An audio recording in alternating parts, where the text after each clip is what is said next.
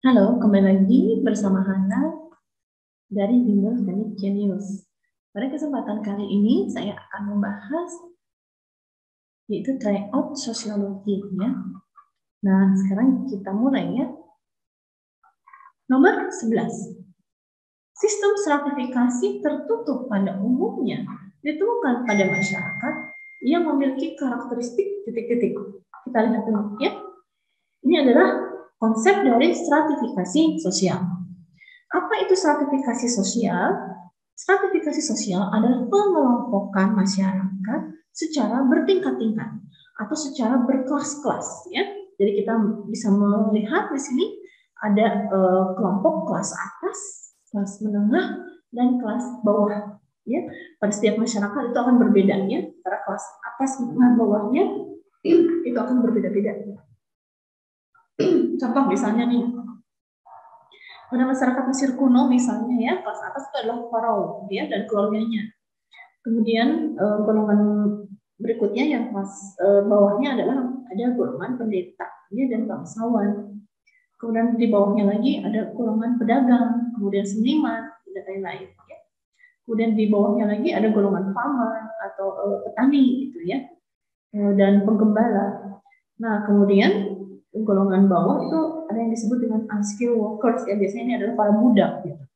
Nah itu contohnya, contoh penggolongan stratifikasi sosial pada masa Mesir kuno.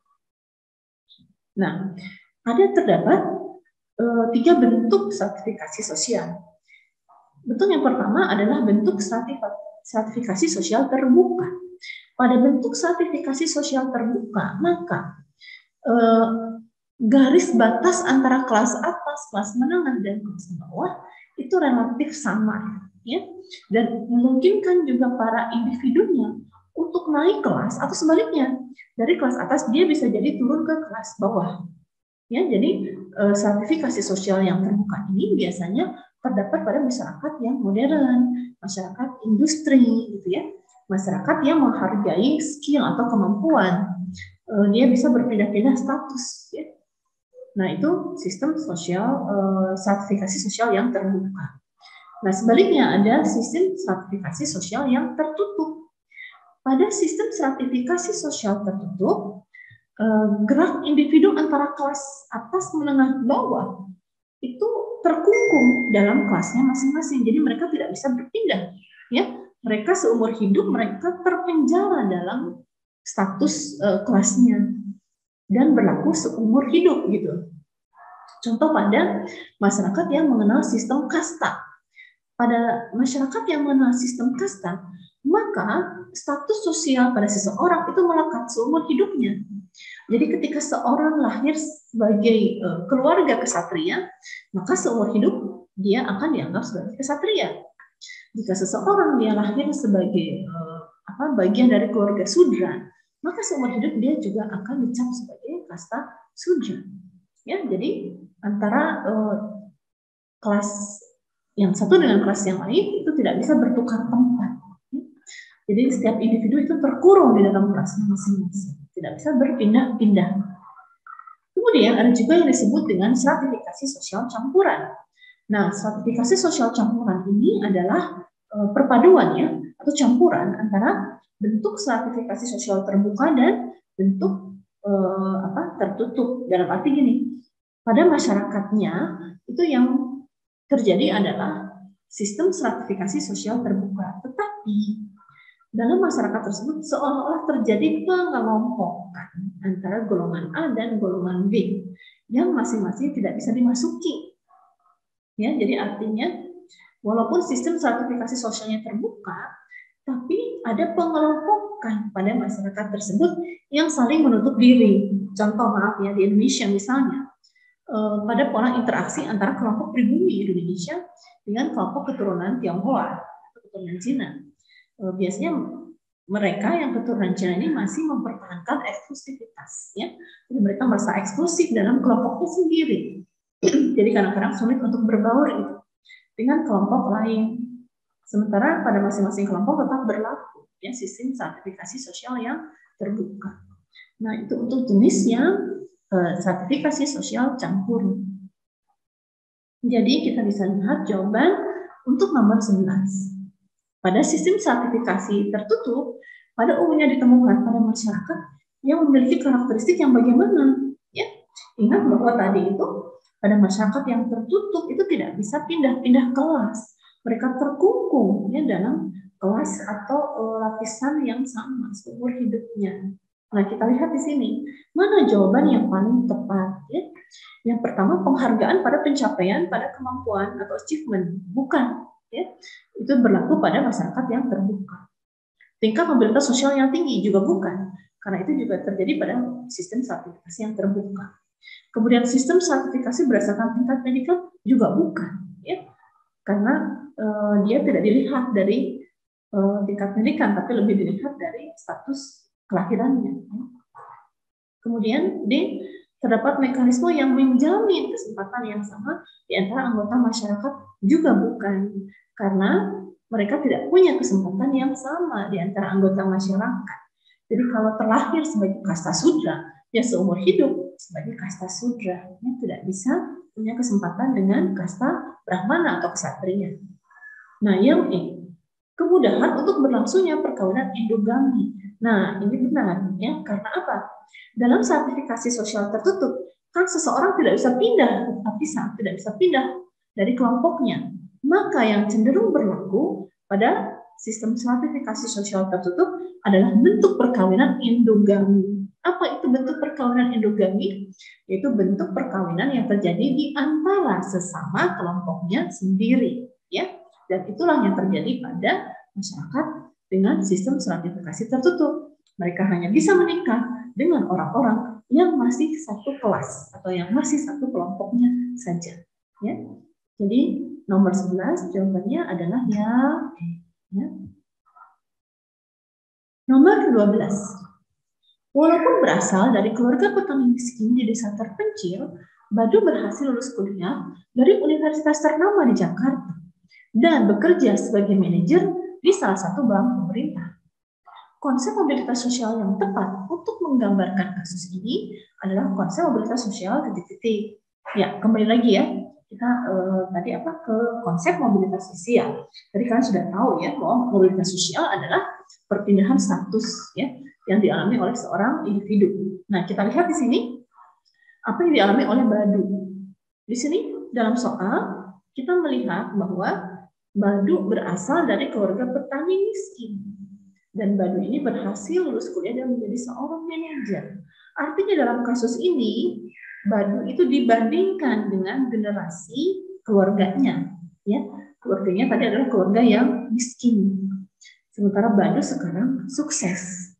Maka konsep mobilitas sosial yang terjadi adalah yang mana? Ya. Nah, ini tadi, ya. Ini adalah termasuk konsep mobilitas sosial antar generasi, ya. Karena apa? Membandingkan, gitu ya, membandingkan antara generasi keluarganya dengan generasi yang sekarang. Contoh Badu misalnya nih ya, Badu itu adalah anak petani yang miskin, anak petani kecil gitu.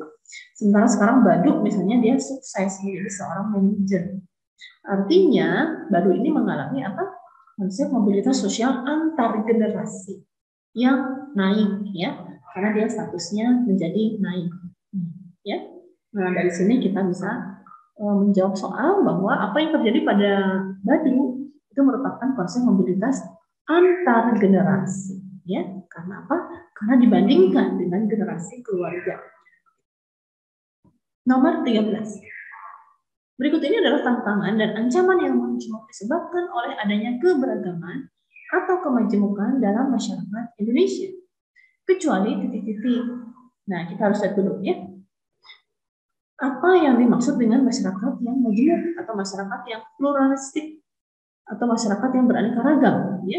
Jadi masyarakat majemuk itu dikatakan sebagai masyarakat yang heterogen ya, yang bermacam-macam, memiliki keberagaman suku, etnis, budaya, agama, ras, dan bahasa. Contoh di Indonesia ya, masyarakat Indonesia ini merupakan contoh masyarakat yang majemuk.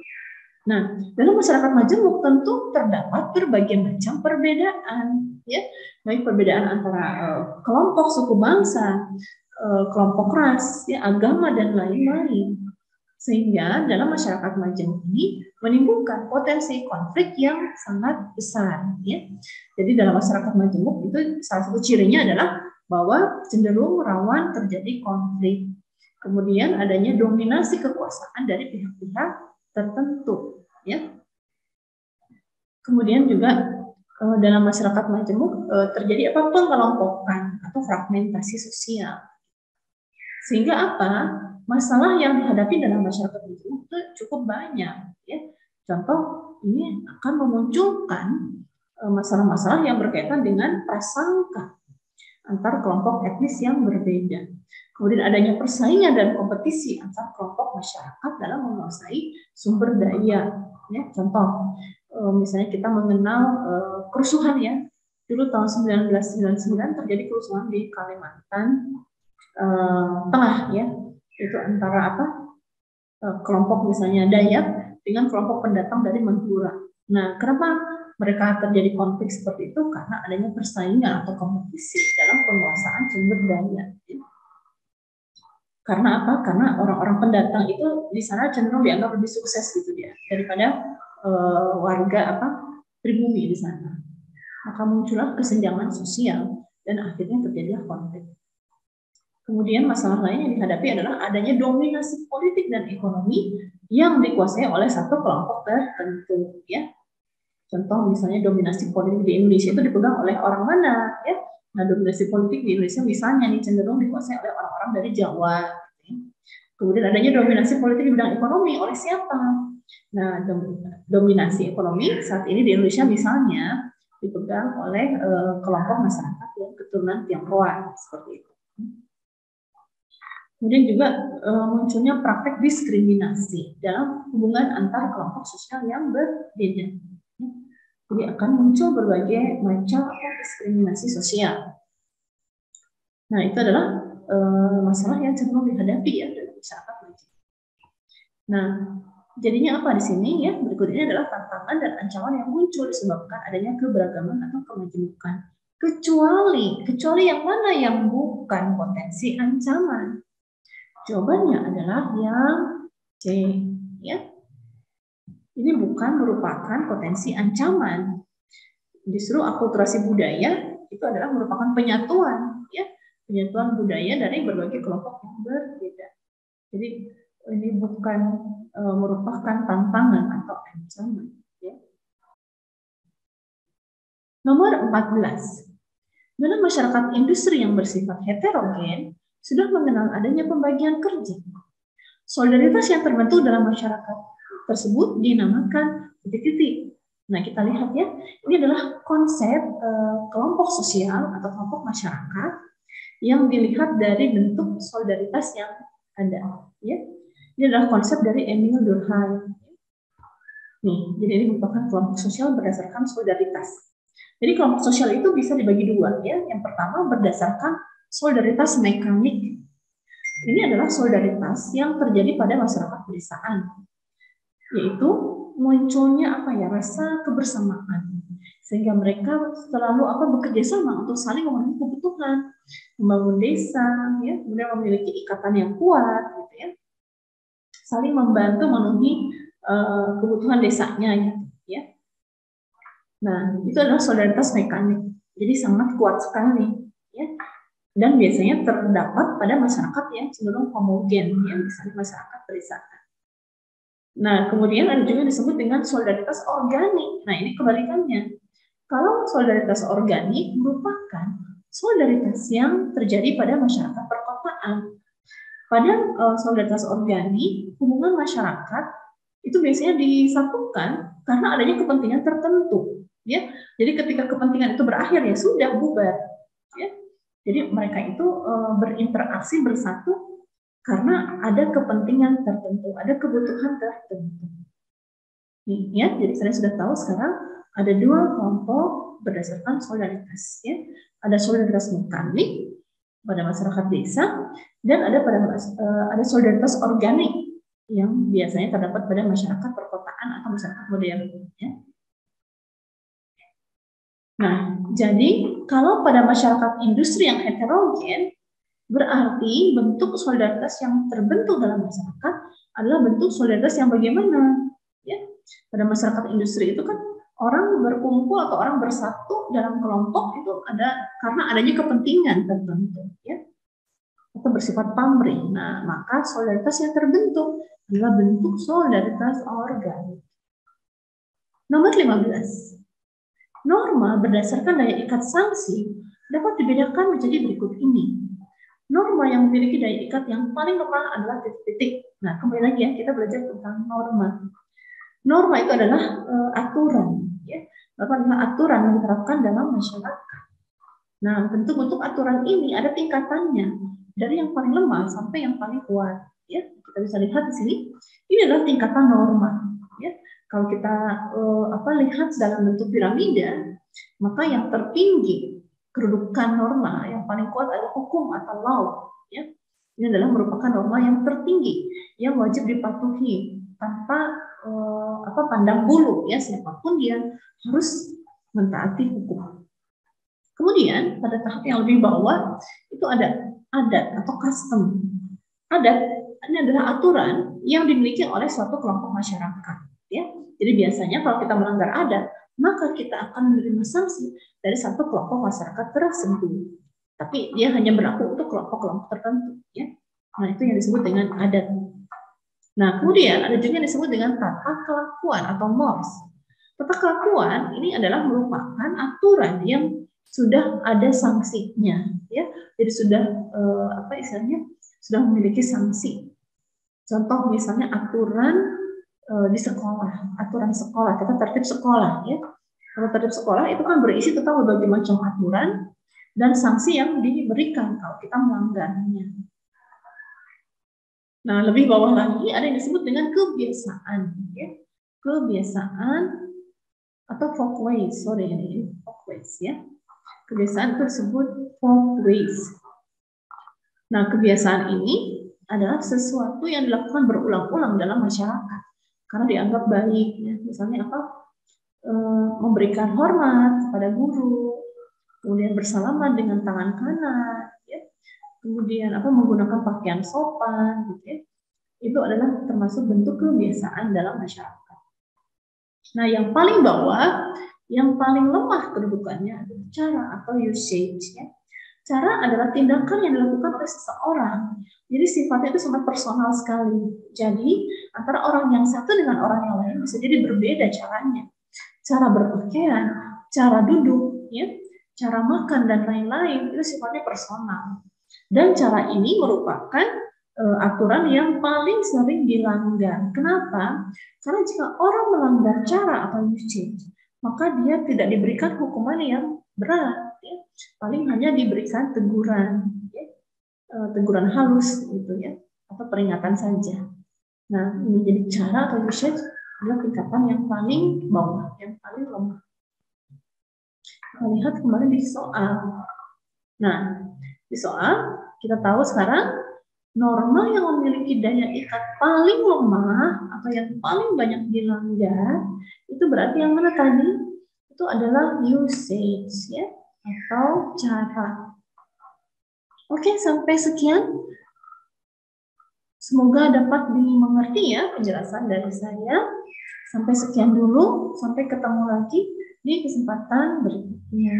Terima kasih atas perhatiannya.